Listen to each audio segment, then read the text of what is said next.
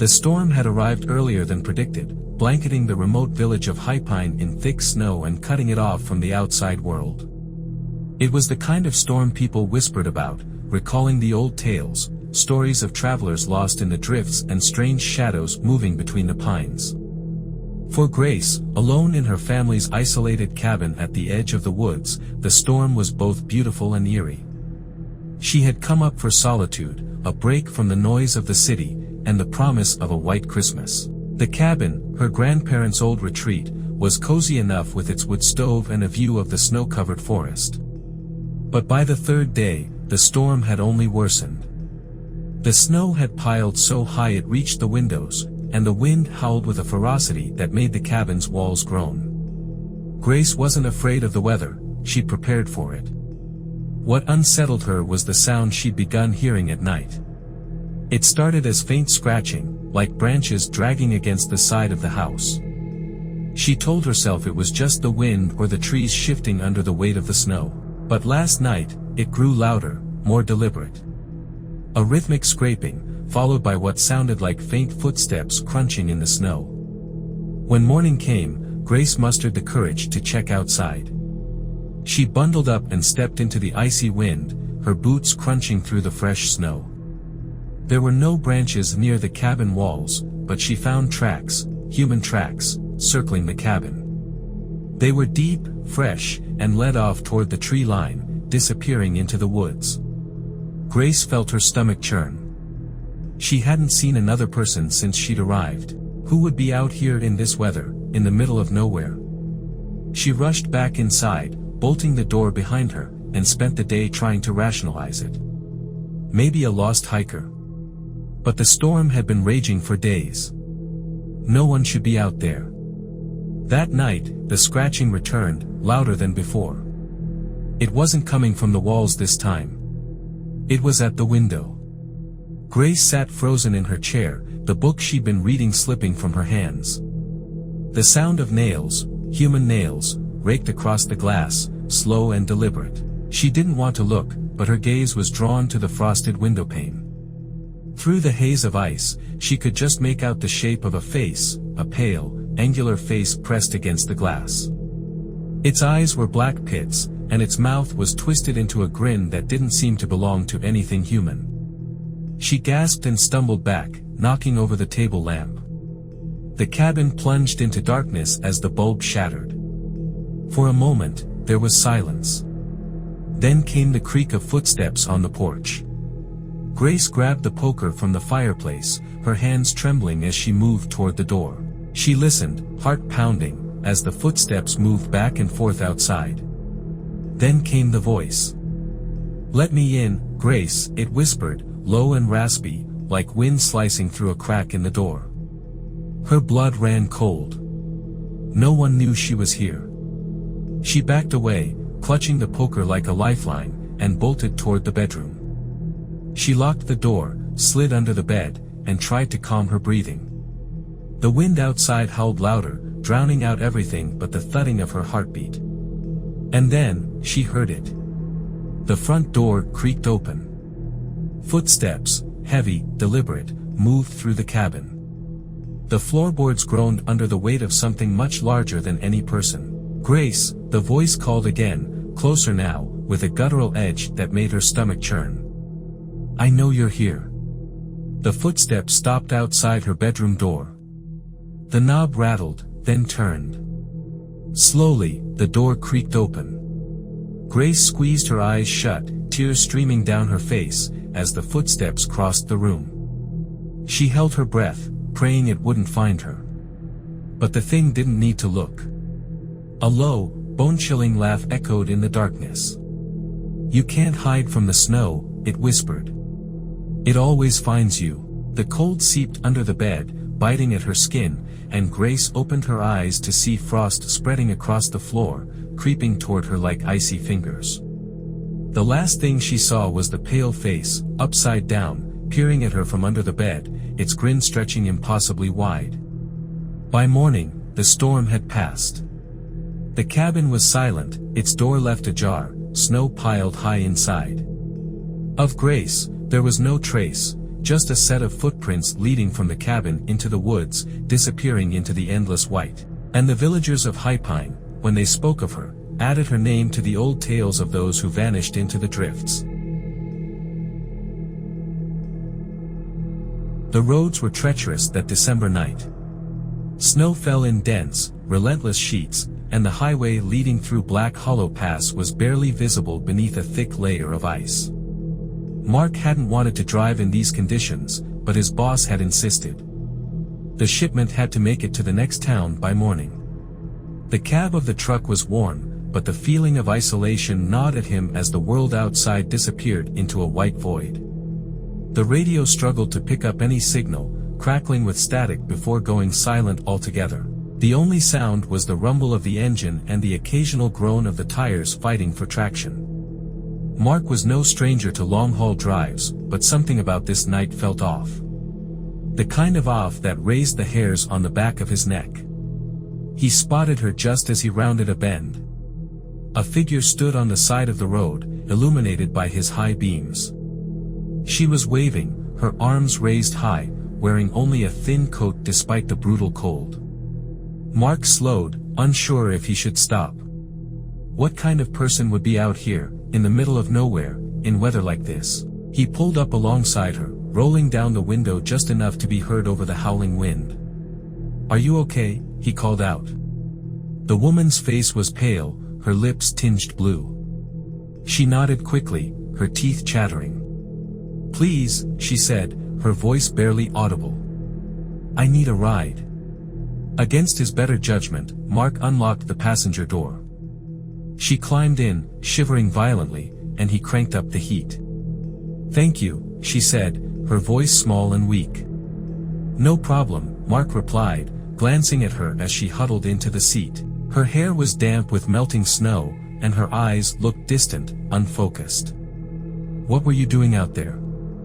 I was in a car accident," she said after a pause.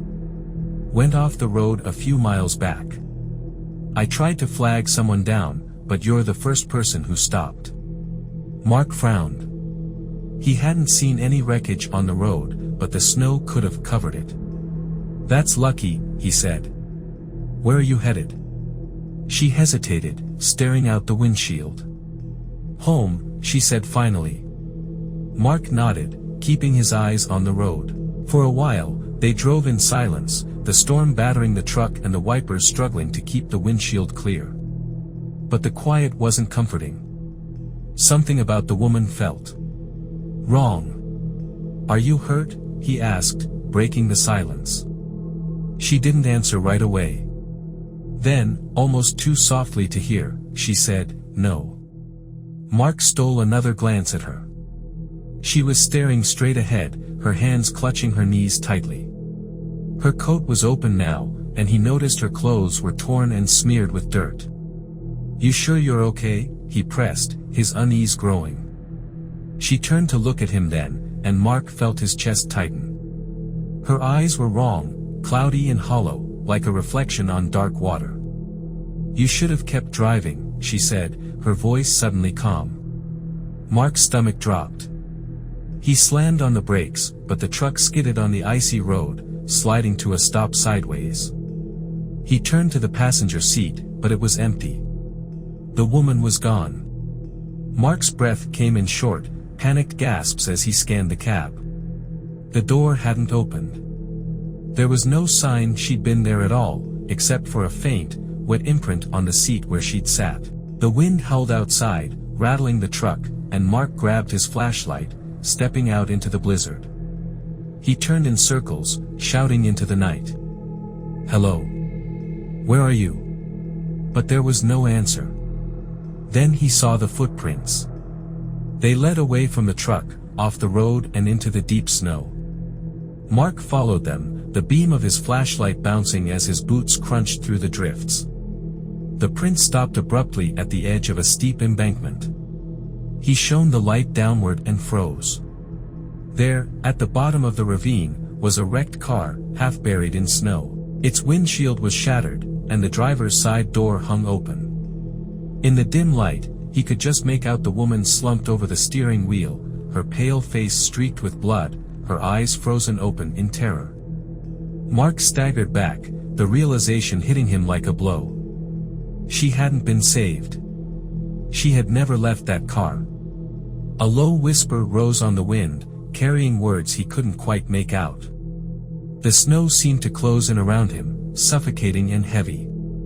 He stumbled back to the truck, scrambling inside and locking the doors, his heart pounding. He didn't stop driving until he reached the next town, leaving the storm, and whatever he had picked up on that desolate road, far behind him. Mark never drove through Black Hollow Pass again. But every winter, when the snow starts to fall, he remembers her face in his headlights. And he wonders if, somewhere out there, she's still waiting for the next driver to stop. In the tiny town of Winterdale, snowfall was a way of life. Each December, the entire community came alive, building snowmen that lined every yard and park. It was a tradition that went back generations, a cheerful way to embrace the season. Jenny, newly moved to Winterdale, found it charming but peculiar. She had taken a job at the town library and rented a small house on the outskirts of town. Her closest neighbor was an elderly woman named Mrs. Conroy, who lived alone. Mrs. Conroy was kind but a bit odd, always watching from her window and muttering warnings about keeping traditions alive. "The snow doesn't like to be ignored," Mrs. Conroy said one day, her voice low and serious as Jenny unloaded groceries. Jenny laughed it off, thinking it was just small-town superstition. On the first week of December, Jenny woke to find her yard blanketed in snow. She decided to embrace the town's spirit and build her first snowman in years. She spent the morning shaping it, giving it button eyes and a crooked smile. It wasn't perfect, but it stood proudly by her porch, its stick arms raised in silent cheer.